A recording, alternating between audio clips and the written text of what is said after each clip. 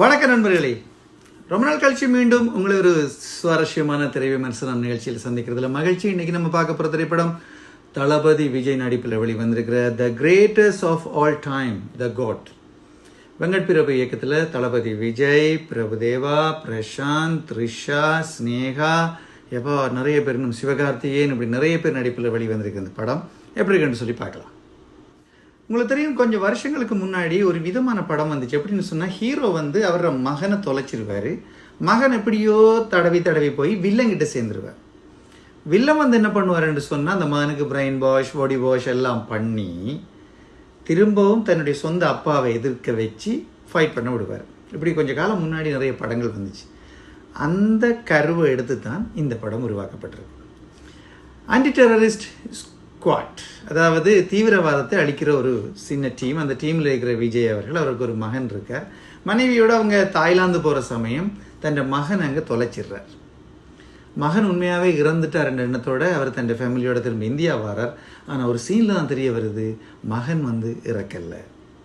இந்த மகன் இதுவரைக்கும் எங்கே இருந்தார், யார் அவரை வளர்த்தார், அதுக்கப்புறம் இந்த மகன் மீண்டும் தந்தையை தேடி வந்த காரணம் என்ன, அதுக்கப்புறம் தந்தைக்கும் மகனுக்கும் இடையில் நடக்கிற சடுகுடு ஆட்டம் என்ன என்கிறத சொல்கிற படம் தான் the greatest of all time, the GOAT படத்தோட கதையமைப்பு.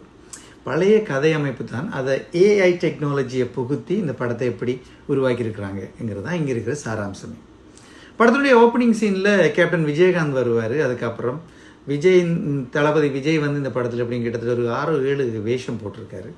இப்படி நிறைய ட்விஸ்ட்டுகள் கொண்டு வரதுக்காக இயக்குனர் வெங்கட் பிரபு ரொம்ப ட்ரை பண்ணியிருக்கிறார். ஆனால் ஒரு டாப் லெவலில் இருக்கிற ஹீரோ, அந்த ஹீரோயினுடைய படம் எப்படி இருக்கணும், அடுத்த சீன் எப்படி இருக்கணும், இனி வரப்போகிறத நம்ம ஊகிக்க முடியுமா என்கிற அந்த திக் திக் திக் என்கிற நிகழ்வு இடைவேளை வரைக்கும் இல்லை. படம் கொஞ்சம் இந்த ஆமையும் நத்தையும் கலந்து போகிற வேகத்தில் மெதுவாக ஊர்ந்து போகுது.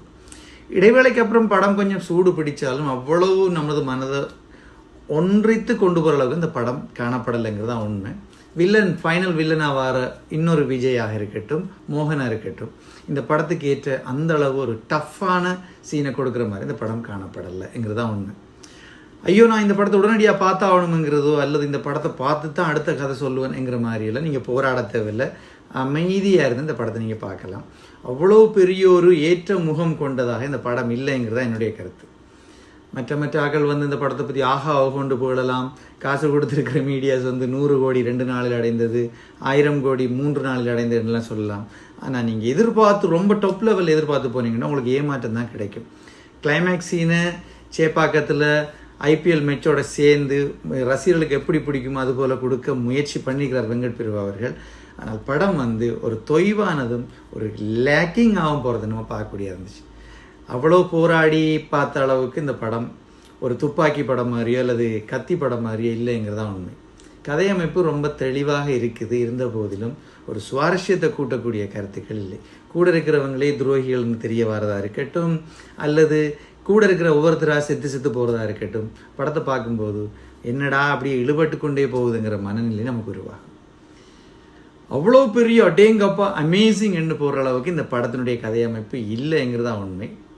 சாதாரணமாக பொறுமையாக இருந்து பார்த்தீங்கன்னு சொன்னால் பார்க்கலாம், அவ்வளோதான் சொல்லலாம். படம் ஒரு பிலோ எவரேஜ் கீழே இருக்கக்கூடிய ஒரு திரைப்படம்.